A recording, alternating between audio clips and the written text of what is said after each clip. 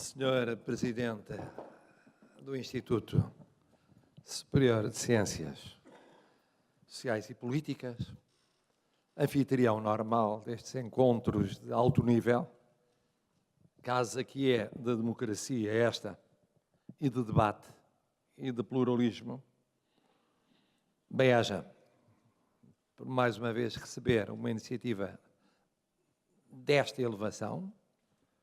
Senhor Presidente da plataforma e bom amigo de há muitos anos, eu ia dizer há muitos anos, mas não são tantos assim, olhando para a sua juventude, constante, renovada, mesmo no desempenho de cargos que normalmente são particularmente extenuantes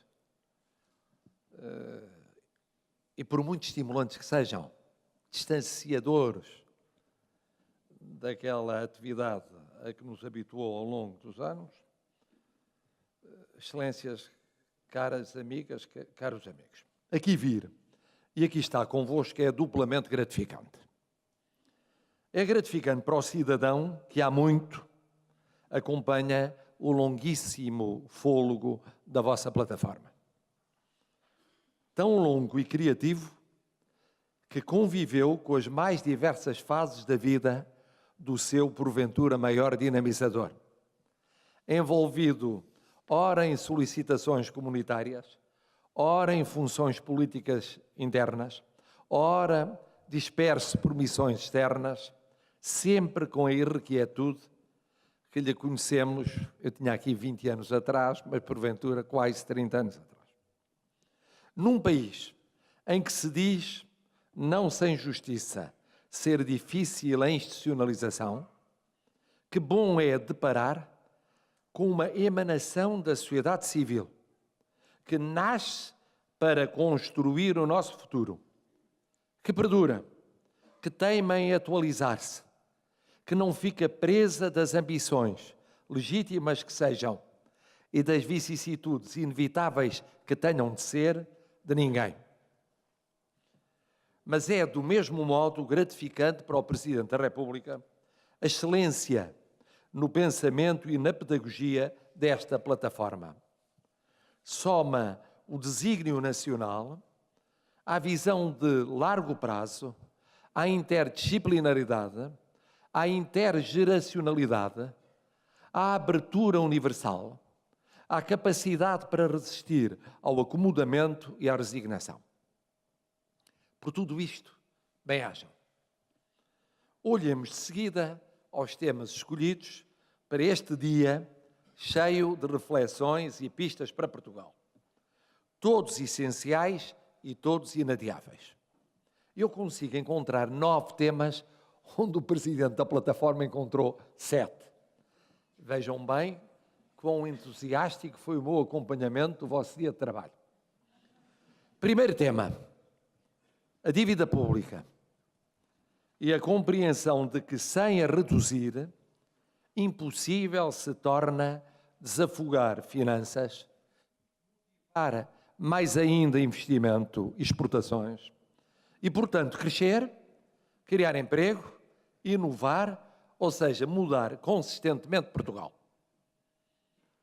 Crescimento sustentado, superávites primários e empenho europeu, felizmente, eis um ponto em que se criou, ou melhor, se está a criar um amplo consenso nacional.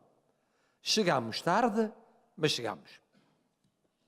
Segundo tema, ligado ao crescimento, ao investimento inteligente, seletivo e produtivo.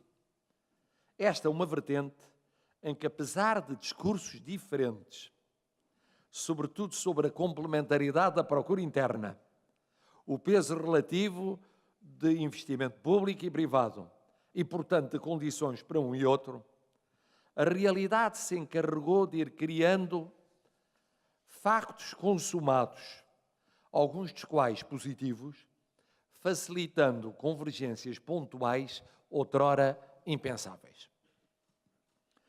Onde havia ou persistem resistências doutrinárias, esses factos têm-se encarregado de falar mais alto, Mas é evidente que o incentivo ao investimento privado, que já considerei limitado no orçamento para este ano, tem de merecer um reforço significativo. Terceiro tema, a qualificação nas suas mais variadas vertentes, de que uma cimeira se tratou hoje, a da aposta científica e tecnológica. Eis outro ponto em que o consenso se impôs e se impõe naturalmente.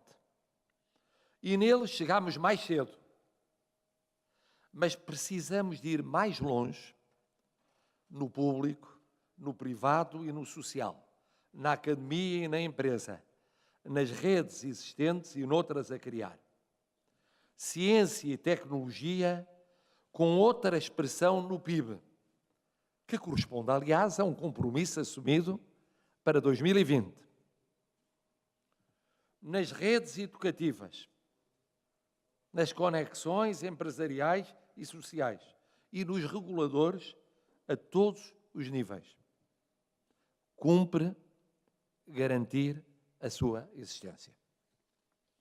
Quarto tema, a constante preocupação energética, sensível ao mundo que muda e em que ir rápido pode não ser suficiente, tal a velocidade estonteante dos dados e das ideias. Chegámos bastante cedo a este desafio. Só que mantermos-nos na crista da onda exige visão, iniciativa, equilíbrio e vasta partilha social. Trabalhar em todas estas vertentes é tarefa árdua, mas compensadora.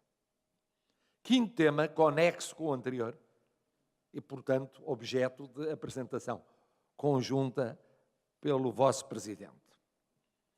Nunca ignorar as alterações climáticas.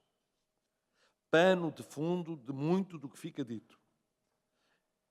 É muito mais do que uma moda, um slogan, uma bizantinice universitária, como foi visto há algumas décadas. E não é pelo peso de um ou outro apostados na negação do real, por importantes que sejam, que deixaremos de persistir no diagnóstico e na terapêutica de um dos pontos sensíveis das nossas existências coletivas. O consenso, mesmo que implícito, deu-se em Portugal. Está a mostrar passos muito frutuosos. E nós, na Europa e com a Europa, sentimos-nos bem na nossa pele ao querermos mais antevisão e menos reação. Sexto tema, a redescoberta dos Portugais esquecidos ou a saga da coesão territorial. Redescoberta dramática para muitos dos últimos 6 meses, a apelar a arranques tardios e por isso mais prementes. Disse-o já mais de uma vez. Constitui um teste à nossa capacidade de afirmar a verdadeira unidade nacional. Teste que atravessa, sem exceção, todos os órgãos de soberania e todos os protagonistas políticos e parceiros sociais. Sétimo tema, este longe de motivar prioridade nacional efetiva, a crise demográfica. O acordo sobre os factos é tão esmagador quanto a despreocupação do eleitorado e, portanto, dos seus representantes, com caminhos de resolução, longos a percorrer, mas que só ganhariam em ser urgentemente iniciados. Quer pelas respostas aos demais desafios, já que a demografia todos eles atravessa, quer pela criação de expectativas de uma estabilização sustentada da economia, da sociedade e do sistema político. Porque sem essa criação, uma componente essencial dos incentivos demográficos deixa de se afirmar. Isto, sobretudo, para os horizontes de vida dos mais novos.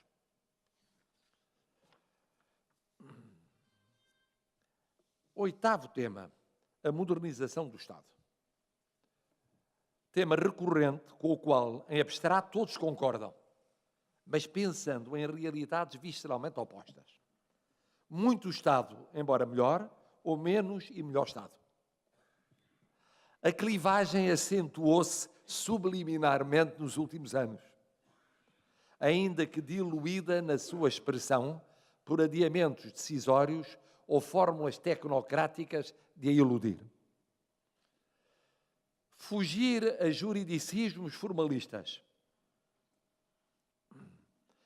e a modelos de macro-reforma nunca concretizável é tão essencial como evitar os casuísmos sem visão sistémica.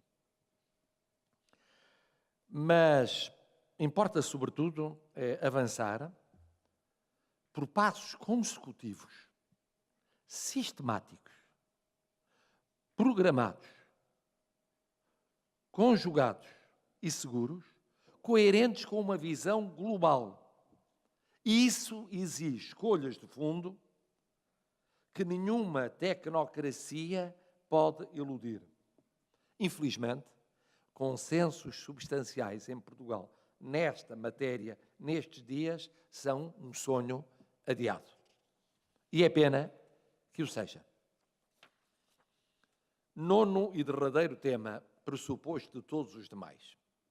As fragilidades dos sistemas políticos e, por decorrência, dos poderes políticos dos Estados. Porque não há como negar que política e direito vão perdendo a ritmo impressionante a suscetibilidade de ajustamento. Já não digo de previsão ou antecipação ao que se altera na ciência, na tecnologia, na economia, nas finanças, na sociedade. E até na normalmente mais lenta evolução cultural. Neste ponto se situa precisamente um dos dramas de tantas democracias deste tempo, nomeadamente de tantas democracias europeias. E não é por acaso que tantos sistemas políticos europeus atravessam períodos de crise. Há quem veja e projete, há quem estude e especifique, há quem relacione e proponha, há quem se inquiete e anuncie, mas há menos quem, nos centros de decisão, seja rápido a entender, determinado a traçar caminhos, persistente no caminhar, prospectivo no separar o imediato do duradouro, ou ao menos o imediato do suficientemente distante. Em suma, em Portugal, alcançámos consensos recentes, mas aparentemente sólidos, em matéria científica e tecnológica, climática, energética e de investimento. Já depois, começaram a juntar-se a dívida pública e a coesão territorial. A democracia ficou para trás e a coesão social não territorial, a grande ausência deste dia, vai conhecendo altos e baixos em equação e resposta. Modernização do Estado fica a perpassar como um dado óbvio para uma boa consciência individual e coletiva. Mas, pela situação vivida em Portugal neste momento, não passa de uma proclamação piedosa. Tudo quanto fica dito a exigir, além de estabilidade política e institucional, capacidade de resposta dos poderes públicos e do sistema político, várias vezes aquém do imprescindível. E também a credibilidade desse sistema político. Ou seja, confiança renovada dos portugueses nos seus representantes e naquilo que apresentam como resultado do respectivo mandato político. Muitos desafios simultâneos para estes meses e estes anos, a exigir uma compatibilização difícil, mas que permitem abrir para estratégias de médio e longo prazo, designadamente antes do período eleitoral que nos espera já a partir do final de maio de 2019. O que significa, portanto, que nos espera a partir do começo do ano que vem. Aqui chegados, permitam-me que coloque precisamente os dois grandes problemas com que deparei ao ler entre o entusiasmado e o preocupado os vossos magníficos relatórios. Que são verdadeiramente magníficos relatórios e manifestos, nomeadamente o último sobre a modernização do Estado, e pelos quais vivamente vos felicito. E esses problemas são o tempo e a fórmula de passagem do debate para a ação. O tempo. Muito do que apresentam, sendo aparentemente intemporal, perde muito do seu vigor se não passar à prática o mais rápido possível. A realidade socioeconómica, científica, tecnológica, cultural não espera, como não esperam outros países, outras economias, outras sociedades. Acreditar que congelar boas ideias por 2, 3 ou 4 anos as não desvitaliza é viver num tempo que já não existe. Mas a questão é mesmo ainda mais grave.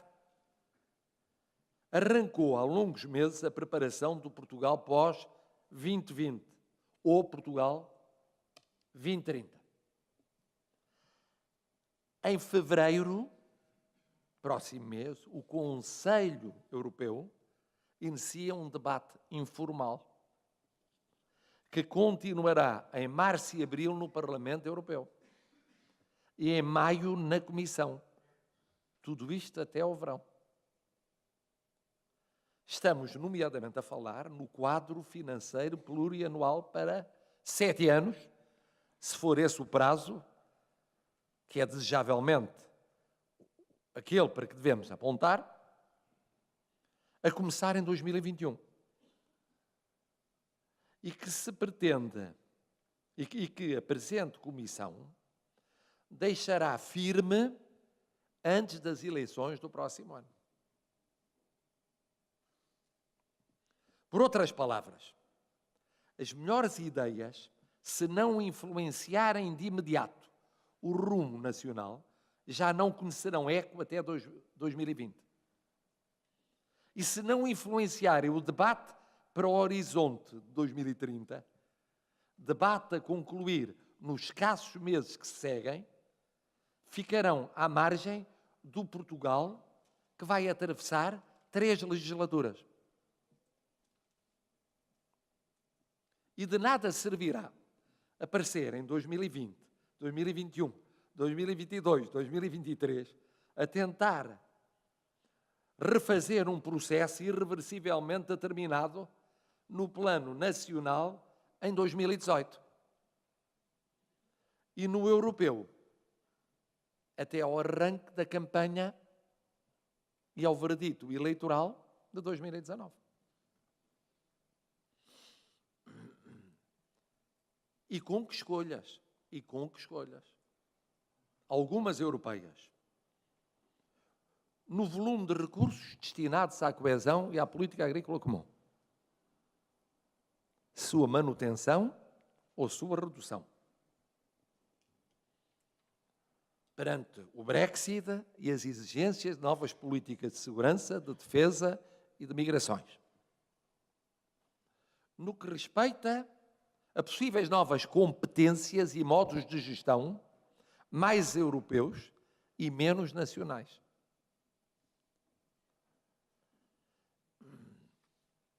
Mas também, a nível nacional, a nível interno, com escolhas complexas.